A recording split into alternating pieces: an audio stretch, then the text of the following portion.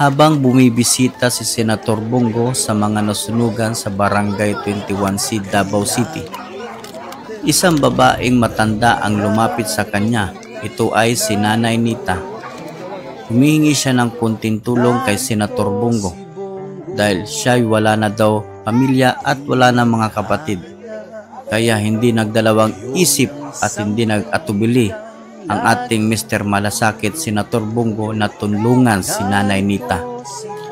Kaya may kita nyo sa tuwa ni Nanay Nita na tinulungan siya ng ating Mr. Malasakit Senator Bongo.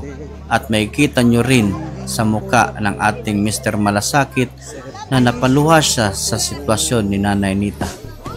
Ganyan niya kamahal ang mga matatanda at PWD.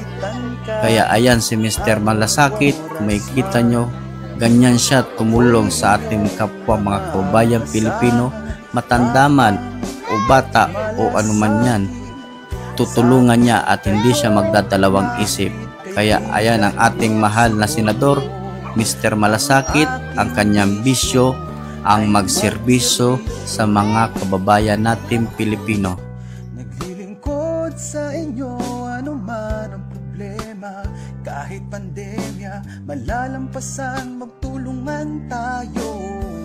Sakit naman mula kay Bongo, tapang at malasakit, malalapitan kahit anong oras man.